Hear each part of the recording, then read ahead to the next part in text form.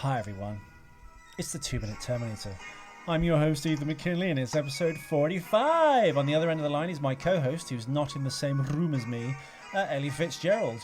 Hi! Oh, what a jovial and happy sounding sunshiny voice you have, Ellie. How are you? Acting. I'm not bad, how are you, Ethan? I'm fine. I'm even better knowing we've got our background bumper music playing, which is the soundtrack to Hawk the Slayer. That's what's bringing us into the show. It's a British sci-fi fantasy film made in 1980 on a budget of like £11.80. Beyond that, we're on episode 45 and we're going from the, basically the 88 minute to the 130 minute mark. So 128 minutes to an hour and a half. And it opens with Arnold going, "I cannot." In reference to killing John Connor, a Terminator saying, "I can't kill John Connor," which I guess is a surprising turn out of events considering he is a Terminator. And it ends with them flying to the mysterious underground base where they're going to play out the rest of the film, basically, in a lovely little plane. I've been Ethan McKinley, she's been Ellie Fitzgerald, and this is the main Terminator theme. Hit the music! You fucking bitch, you beat me to it. Howdy, stranger. Don't say howdy, stranger, to me.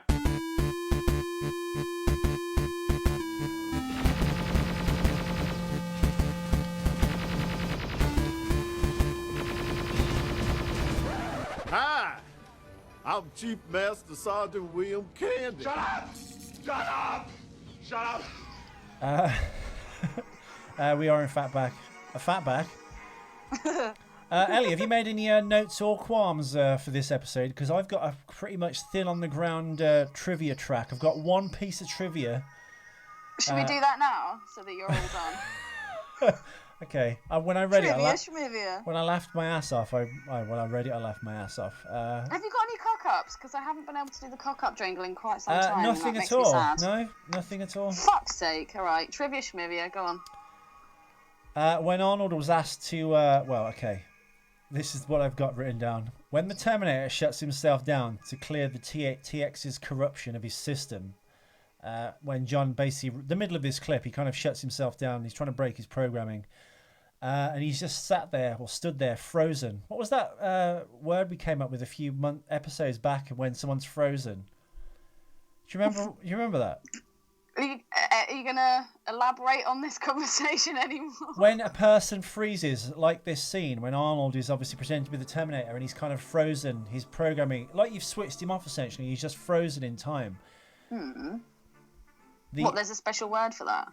Yeah, the episode... Hibernation? No. When we did the Arnold's Empty Head Blows Ellie's Tiny Mind episode, there was a piece of... but this is like technical jargon. I wouldn't remember that. No, it's like some automotive kind of zombification word weird. Oh, God, what was it? Lobotomy? No. Oh, I don't fucking know. Oh, okay, let me see if I can find it. Okay, well, whilst you're looking for it... I know. Here it is. Waxy Catatonia. Oh my God, as if I would remember that. Do you remember that? No, not at all. Yeah, basically the state that someone is left in if they're still alive, but in a pose that would... they're just frozen in time, basically. It's called Waxy Catatonia. I've put a link in the trivia or homework. Do. Huh? I said please do. Well, he's in a state of Waxy Catatonia. It's not a porn star name. But basically, Arnold is there, frozen in time, to break the corruption in his system. John and Kate Brewster escape in the plane. And Arnie's just frozen there, as I've said. Right, the piece of trivia is Schwarzenegger managed to keep completely still without the aid of any visual effects.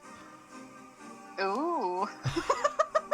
Well done, Arnold. You just saved us $100,000 by standing still. Well done, Arnold, and well done, Ethan. Do we not think that this storyline would have been so much better if when John had said to him, "You know what you have to do," if the T-800 had just flipped him over, pulled down his trousers and bummed him on the bonnet?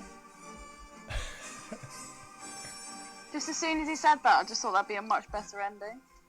And then maybe the Terminator can impregnate John, and then John will be the first man to have a baby. It'll be a Terminator baby, and then that's what will save the world. Well, there is actually a horror film where that happens. It's called Demon Seed. I think I told you about this.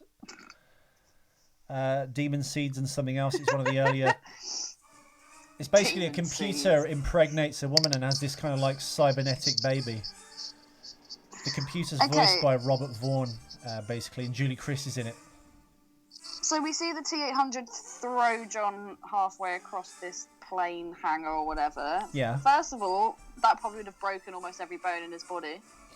Along with Kate's when he threw her into that kind of like wrench set on wheels. Yeah. That snap-on tools cabinet on wheels. Do you not think this is quite another poignant scene, though? Do you not? This is probably the best bit in the film, isn't it? In terms of No, I don't think this beats the bathroom scene. No, that's action, of course. But in terms of character development, when the Terminator, it's again that thing: is it programming or is it love? Is it a ghost in the machine? Is it love? What is love? Baby, I think that because I don't know, but every time I've kind of given this idea, you've just massively poo-pooed it, and that is that there is somehow some link between these Terminators, in that whether some memory's been passed down or whether there is some kind of like collective emotion. memory. Yeah, I think that because the first one, or obviously not the first one, the second Terminator had such an impact, and because he had the chip taken out of his head and he was able to kind of think more for himself, even though he is an inanimate object, I guess, I kind of feel like that memory has been stored kind of like within all of these particular, but then again, he's like an adapted version, so fuck knows. But I think that with all the battering he's received, obviously the wires, lovely chest but full of wires, I think that obviously the system's got all a bit confused, but I don't understand how smashing his fists into a car would reset himself though.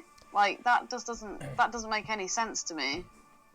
Well, basically, I think what he's doing here is carrying out his program, but he moves John out of the way for safety, and then he kind of shuts down, doesn't he? So he's fighting the programming within himself, and then a little bit like Directive 4 and Robocop, he's trying to like fight against that, and he puts his hat. He goes to the power mains and just pulls those things down. Well, that's in Robocop 2, the shitty sequel. Oh yeah. No, I don't know. You say there's this collective sharing of information with the Terminators, but they wouldn't be able to do that because each Terminator is sent back into the past with no way of getting to the future. Now, you could argue that now he's in this time when the singularity happens, and if that Terminator is still around after the bomb goes off, Skynet kind of collects that information somehow. But there's no way Skynet would pass that information on to other Terminators. It would create more independent thought. But yeah, why would he be having this kind of emotional battle on whether he should kill John or not? And yet, this is the least that I would say he's bonded with John in this film. That's true. Everything's been very matter of fact. It has, but you bear in mind, I think this Terminator in the future, before he was sent back, has hung around with John quite extensively, perhaps his own personal bodyguard. Oh, okay. That's not a concept that we've thought of possibly before, so that's new. I like that. I don't know. It's just the way he speaks and stuff and his story, and he's a T-850. And he's kind of got the drop on John psychologically from the start. I'm loving this music playing in the background. It's Red Sonja. Sorry. That's all right. It's Basil Polydoros, actually. He did the music to Robocop. He also did the music to what we've just listened to, is Red Sonja. Did you get the picture I sent you? The Robocop picture? Was it on Viber? No. Oh, rookie mistake. Where'd you send it? Oh. Yeah, but if I go onto Viber, then... Just tell me where you sent it, Eleanor. I thought I'd sent it, but it failed to send. Again, I'll ask you the question again. Where did you send it? I've now sent it to WhatsApp. Good girl. I thought I'd sent it, but I hadn't, so I couldn't actually give you an answer to your question. Zombie Satan Robocop. It looks really cool. That's what I was just like, I don't think it's really crossing the memes, but it looks sick. I like it anyway. You should put it on the Robocop official page or the Terminator page. Is there a Robocop page? There's a page for every single, like, I guess, famous fantasy character, basically.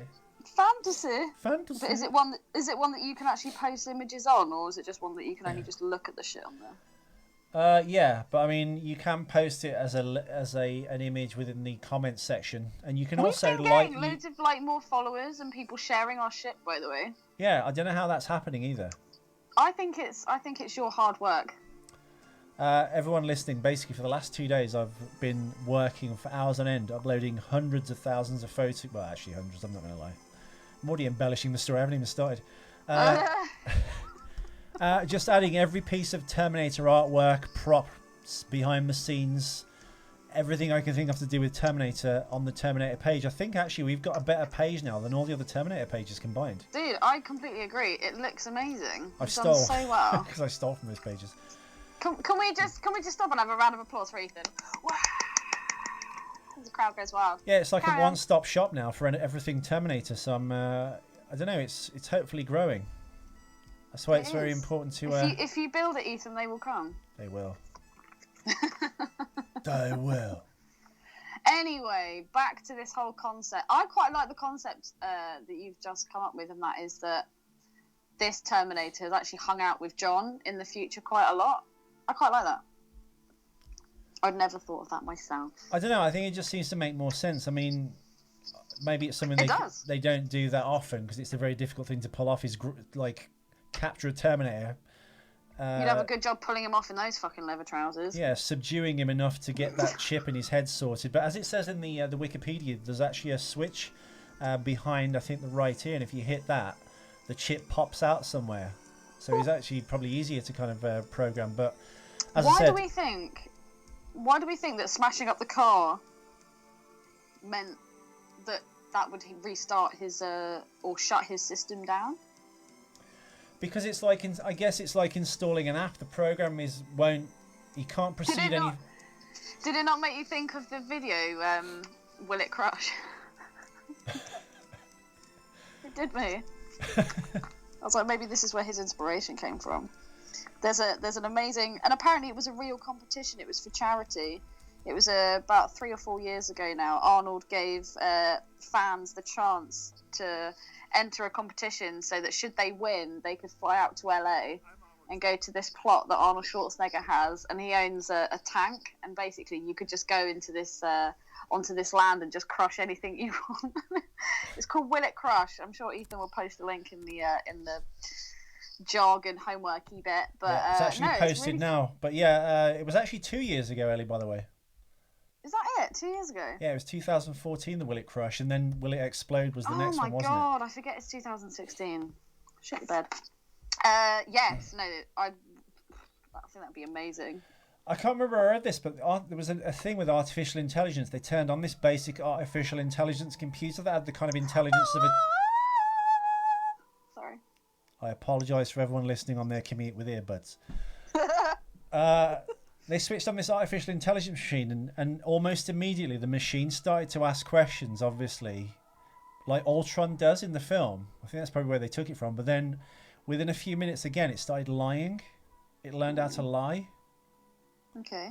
So I think the point is with artificial intelligence is I don't think we know what's possible. So like I said, this ghost in the machine thing, that Arnold is basically able to break his programming because of possible emotion he feels towards John, and not just because of his programming. That allows him to throw John out of the way and obviously appease the TX's corruption programming by just carrying out that mission, just not having John in the, I guess, the blast zone, as it were. Yeah. Interesting, Mr. Bond. Very Anyone interesting. listening, we are now listening to the Kroll theme. If you want to listen to these actual themes, by the way, they are available in the show notes, and you can have a gay old time listening to this separately. Literally. Apart from the show. Ethan, I have a question for you. Go. F1 speed, go. You know, so the shot where the Terminator is smashing up that car. Yes. How would they have shot that? I don't know. There's a cool thing they do with the camera where they kind of speed up Arnie's arms, and he almost looks mechanical as he's kind of hammering down. I did think that, but I didn't know whether that was just a bad effect. Well, I mean, would they have See, my thought was maybe it was like the metals on the car were really, really soft and malleable, so maybe he was actually just it's probably just some form of tin foil and carbon or fibre. did they give him metal arms or something? No, I mean it's okay. First of all, it's not all done in one shot, so I think it's cut up, and I think there's different breakaway parts of the truck they're attaching, so he smashes, and they also undercrank the camera slightly, so when he is kind of coming down with his big hammer fists, it looks slightly It looks slightly sped up to give it that machine-like quality, I think. Coming down with his big hammer fist. Yeah. Wow, Thor And did there's some trick dialogue. Couldn't do it. He shut himself down. Can you fly? He couldn't do it. He shut himself down.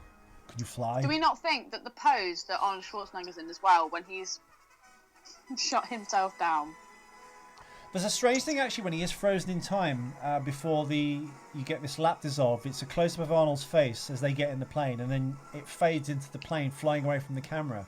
There's this weird glow. It looks like it's behind Arnold's skin, where his nose is, like Rudolph the Red-Nosed Reindeer. A bit like pulling out that probe in Total Recall. Oh, that's what it's going to be like when you get your nose fixed. We hope. First appointment's April the 5th. Wait. Oh, wait. Is that your actual first appointment, or are you just going to have a consultation? No, the first. That's me signing up with the nurse, basically. Ah, okay. But they're not going to start work yet.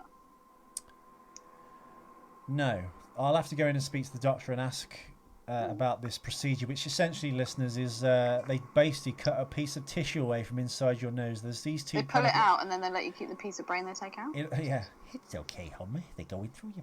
Yeah, no, it's a bit like a tonsil in your nose. I'm gonna try and get that removed. So I've got 2 clear air passages to breathe out of. Poor Ethan, bless him. He's an actor and he can't fucking talk. I've had more breathe NJs properly. than Michael Jackson. Interesting. I'm sure the honeycomb structure holding my face together inside is the consistency of cigarette smoke at this point. All it takes is that one wrong like nick with someone's tweezers just chips 1 millimetre inside my entire face, like folds in like the blob. You're Dorian Gray. Yes, Dorian Gray. That's what I think, anyway. Somewhere in the world there's a painting that shows all the evil things that you've ever done. Yeah, it's my old spotlight acting photo. Yeah, it's an old 10x8 black and white of me. No, you sent me a piece of acting. Oh yes, I sent you my Shakespeare showreel, didn't I? Oh my god.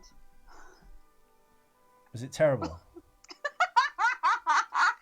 The thing is Ethan's thinking in his head now, is she laughing because it's good? Is she laughing because it's bad? No, I think you're laughing because it's bad. So when Sophie first saw that, she cried. She was like, I didn't realise you were that good at acting. Shakespeare's so hard to do. Okay, so my first thought was, is this the same one that Sophie cried at? That made me cry with laughter. Just at that thought. Hey, everyone's a critic. I'm sorry, but there's no way that can make me cry. Not even in my current situation. Third point, it is good acting. I thought you did very well. It's just so badly shot, isn't it? I needed. But the fourth point, oh my fucking god, I could not take my eyes off your fucking contoured nose. Oh my god. Contoured? Ethan, I'm taking the piss out of you. What do you mean contoured or concord? Contoured. It's like something that chicks do with makeup to like make their nose look. Oh, it's like not makeup, Ellie. That's the old nose. I know, I'm joking. That's what I'm saying. Does it look visibly different? Oh my god, Ethan. Yeah, massively. Oh, really? Yeah. You having your nose job, I think, has probably had a very big effect on your success with the ladies. Really? Yeah. When I first saw it, I was like, oh my god. Well, actually, you know what? I'll tell you what. That was nose 2.0. Well, thank fuck you kept going. So the one before that was even bigger. Are you serious? I don't think it's so much the size of it. I think it's the shape of it, like the actual nose bit at the bottom. I don't know. It just doesn't suit your face at all. It looks so fucking... So I was like, maybe Sophie was crying because she looks so fucking horrific in it. So have I risked spreading my genes with this fucking giant hook-nosed Hebe? Yeah. But no, the acting was great. The nose. And when you pulled the coin out, I was like, oh no, this is some weird, like, dirty pedo trick. He's gonna put a gold doubloon in my bum hole. Yeah, exactly. Where are the doubloons, sir? So it brought me to tears, but it was more tears of laughter as opposed to, like, compassion and awe. Oh. Well, I'm glad you had fun listening to it. No, dude, it was really good. It makes me think I wish I could watch you act in more things. Maybe that was the problem then. My nose was overshadowing everything. I think that's probably what it was. I think before you might not have had the look. Now, I definitely think you've got the look. But how? Because I see it and I don't really notice it that much. I mean, Are you looking in a mirror right now? No, but I don't really see a difference. I don't know. Maybe you can't be critical or objective about yourself. But what do you see then when you see it compared to what it is now?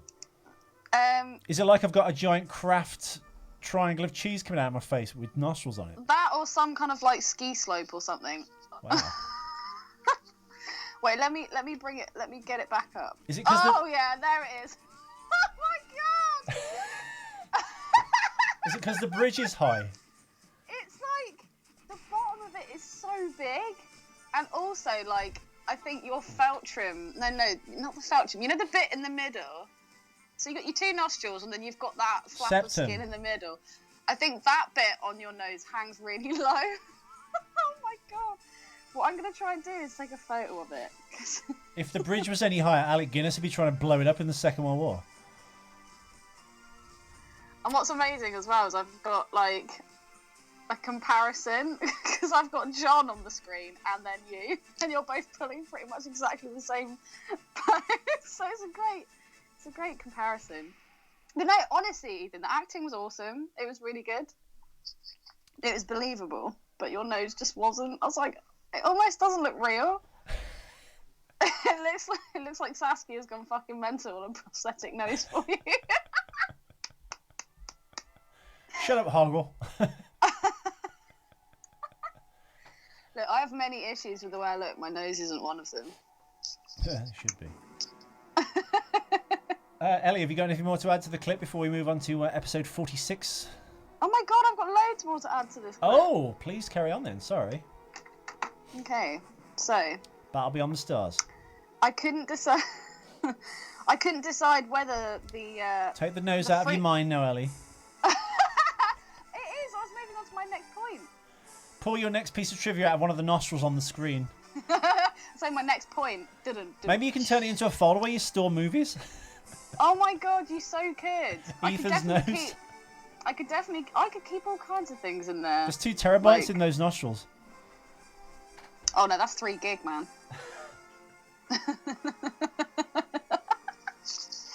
Anyway, so we've just watched the Terminator shut himself down with a beautiful wide leg spread pose, which I couldn't decide whether it was more Scat Bros or YMCA.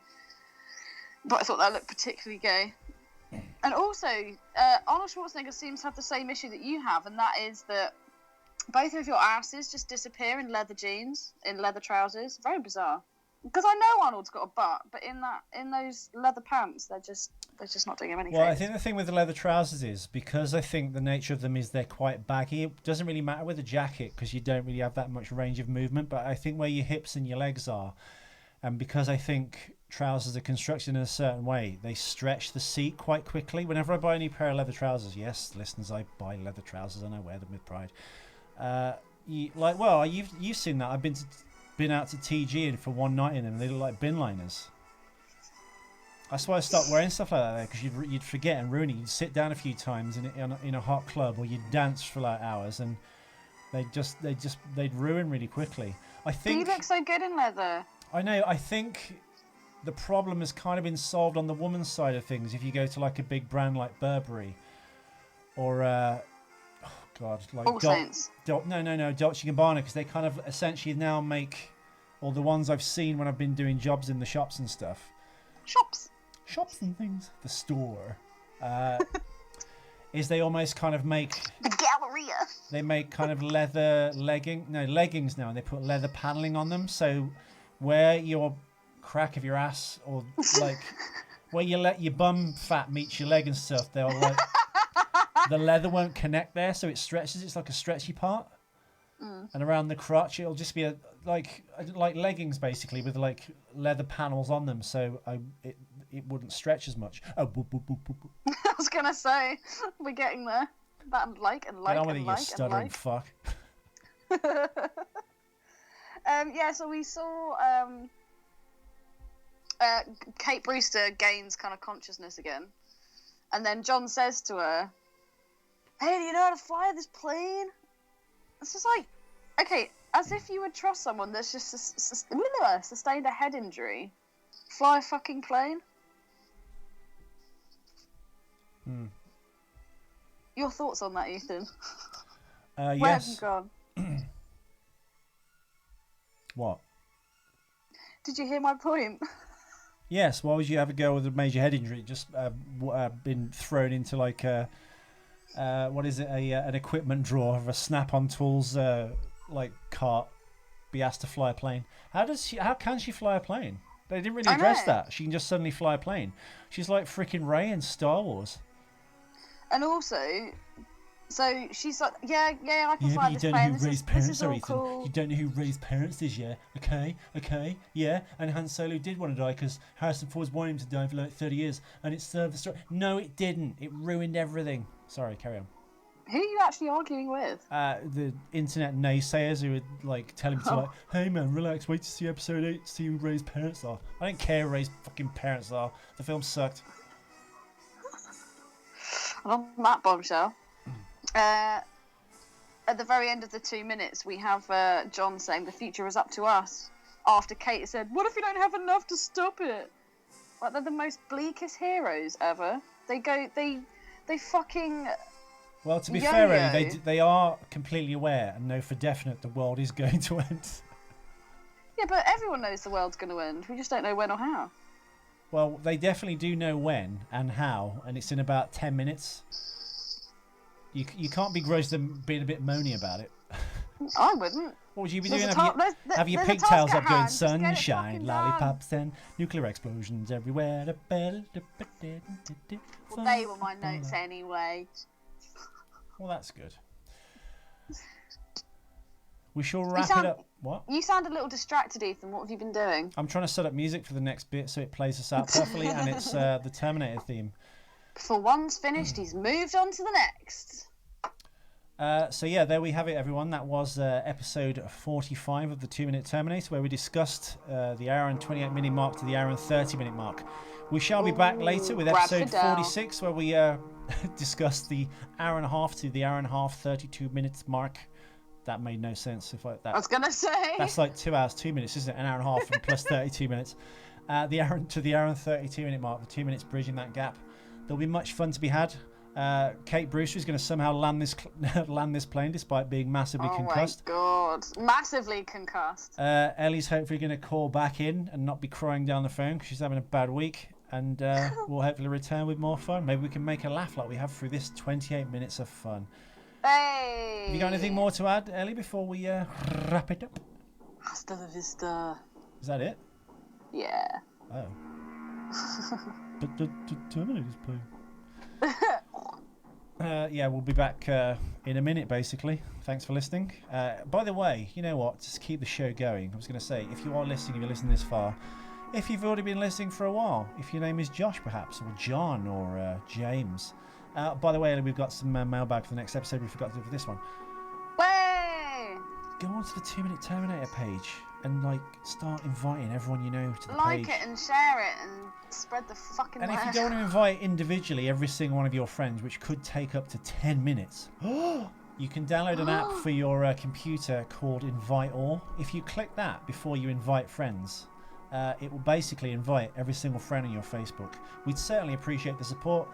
Go on Twitter, follow us on there. Check out the new the T2 Facebook page. It's literally amazing. It's got every piece of artwork, every movie poster, every behind the scenes special effects, Arnie laughing and joking, having a gay old time. When he had his whole life ahead of him and his hopes and dreams weren't ruined, he was still married to Maria. So he didn't fuck the nanny then. There's no pictures of the nanny, by the way. It's all just pure Terminator, Arnie, Aliens, Robocop, Predator. It's all in there. You've got to go in there, have a cup of coffee, sit down and have some fun, okay? And get centered.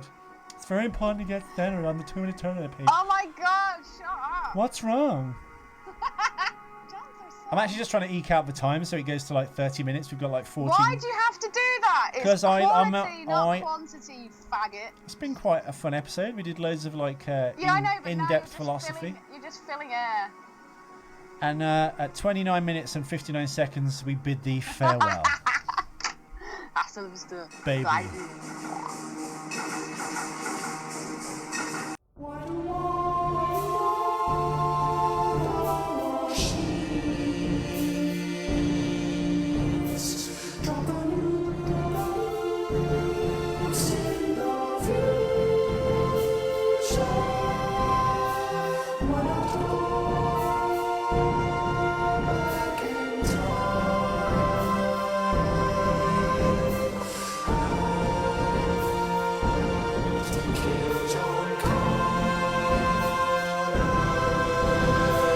Watch out for machines. They're unstoppable. Watch out for machines. I'll be back.